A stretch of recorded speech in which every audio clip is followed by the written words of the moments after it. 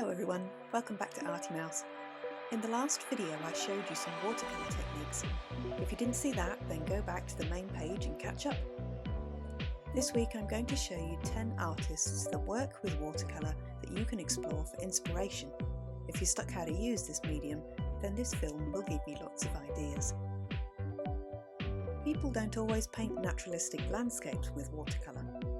It has a reputation for nice, peaceful 19th century painting done by upper-class ladies and gentlemen with nothing better to do. But I'm here to blow that theory to pieces. While that era is certainly important, and I'm not dismissing it in any way, I'm going to show you my little top 10 history of watercolour painting that will show you how far it has come and what's going on in galleries now. I'm also going to complete a watercolour piece in this film myself, so that you can watch my technique and see how it comes together. So enjoy watching and see how long it takes you to guess what my subject is. William Blake was both a poet and a painter and part of the Romantic movement. Other Romantic painters and poets include Henry Fuseli, Lord Byron and Mary Shelley. He illustrated his poems and made etchings, most famously the Songs of Innocence and Experience. His style is very distinctive and clearly has its roots in printing, with watercolours adding another layer to the complicated process. I've always liked the ethereal nature of his work, having been introduced to him at university. His work evokes questions about human nature and spirituality.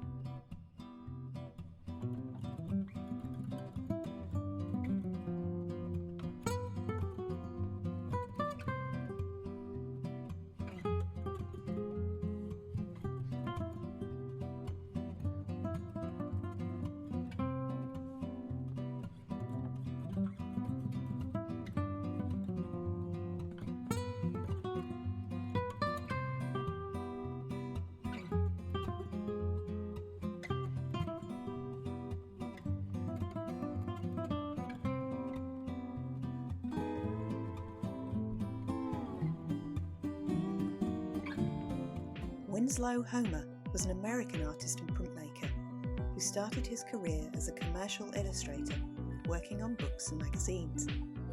He is well known for his watercolours of seascapes and people enjoying the waves. This was mainly due to a need for nostalgia after being asked to paint scenes from the front lines of the American Civil War. His work is simple and confident, having the illustrative quality that one might expect. They are often peaceful and full of open space, with relaxed figures enjoying the day.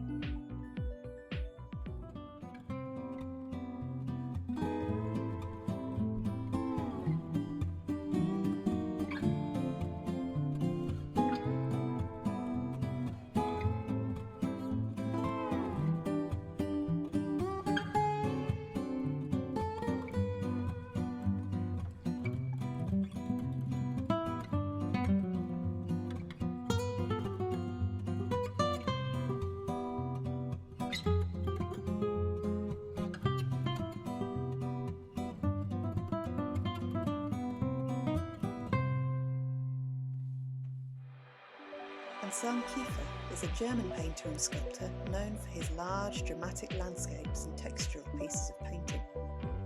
His subject matter often addresses controversial themes from German history, as he grew up in the late 1940s and saw for himself the effects of World War II.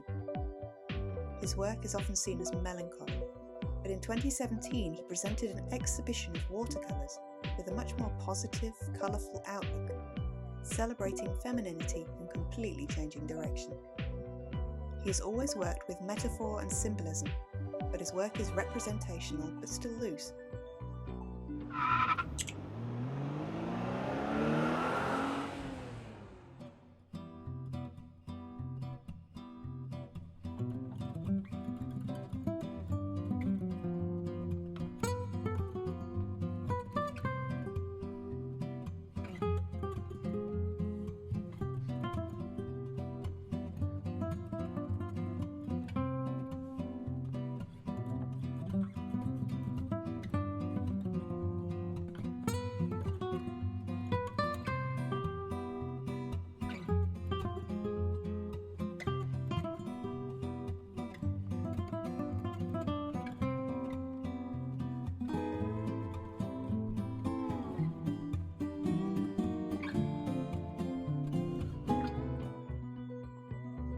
Charles Demuth was an American artist who developed a painting style described as precisionism, which works with industrial structures and urban forms, with sharp geometric forms and a graphic quality.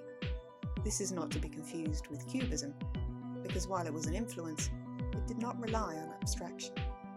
His work often has a ghostly quality, but he also produced work that moves towards illustration.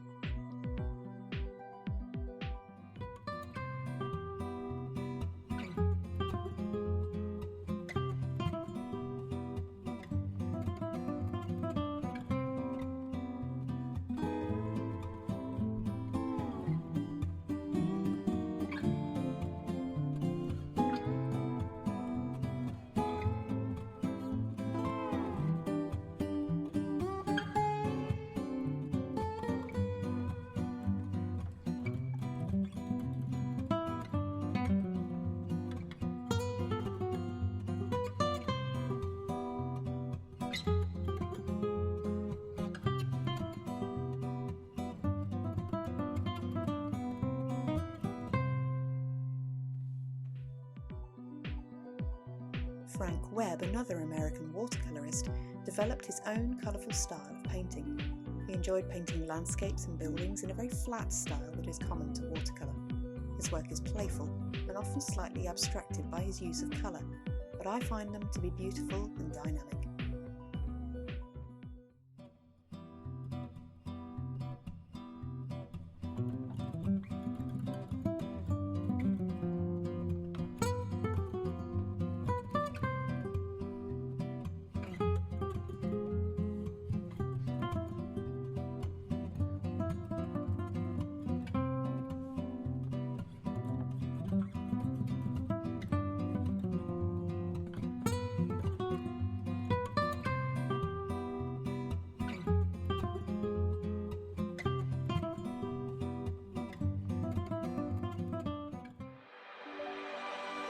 Alf Lohr's work is primarily about emotion. He creates work transferring emotions to the canvas in an expressive way. He often leaves his work outside to the elements of nature in order to create work with no brushstrokes, just the effects of where it has been left, or the effect of paint caught in mid-air on the wind. His work can be chaotic, but often beautiful, harnessing nature in its purest form.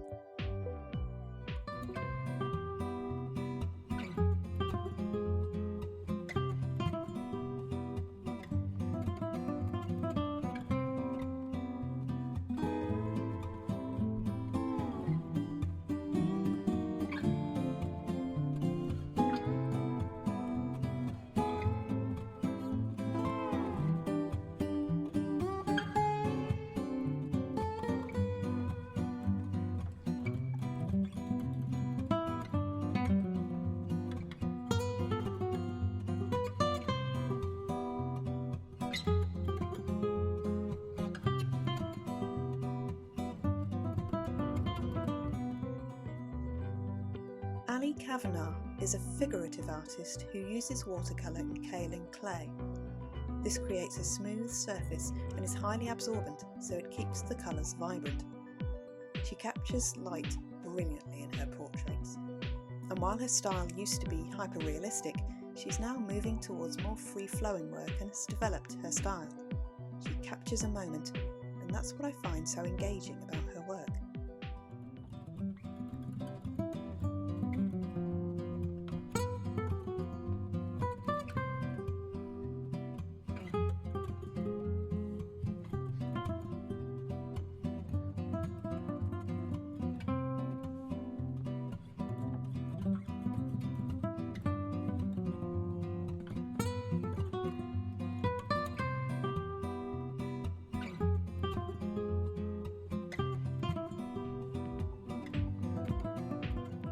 Nichols uses pigment to denote geological forms.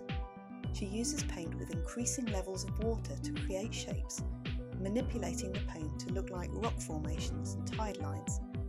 She uses specific colours to recall particular places in the natural world, often thinking about how people make paths through natural forms, like a stone step that has been traversed over hundreds of years and worn away.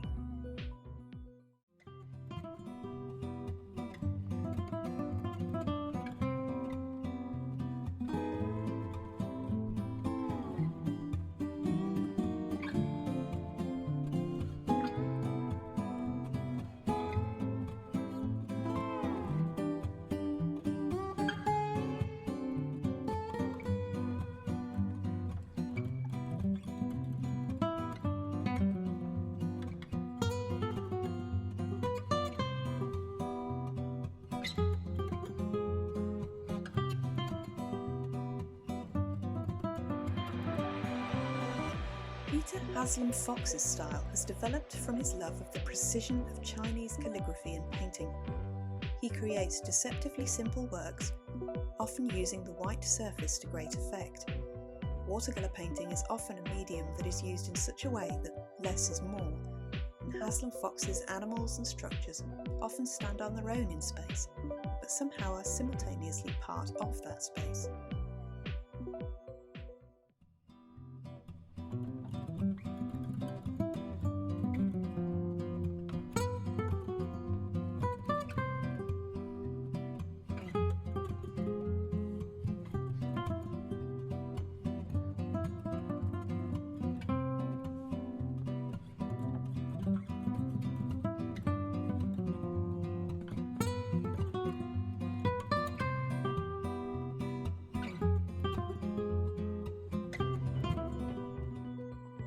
Stephanie Tuckwell's work is about the transience of nature. She wants to paint the wind, the water, time, things that cannot, in a sense, be caught. It's about the impermanence of these things, transferring the energy of a place onto the paper in the way that she sees it. Her work is very beautiful and abstract, attempting to define that which is not usually definable.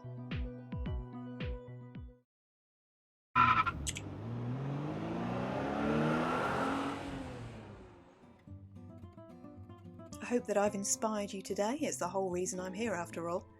If I have, then please pick up a paintbrush and have a go. Remember, it's all about taking that first step, starting to experiment and having fun.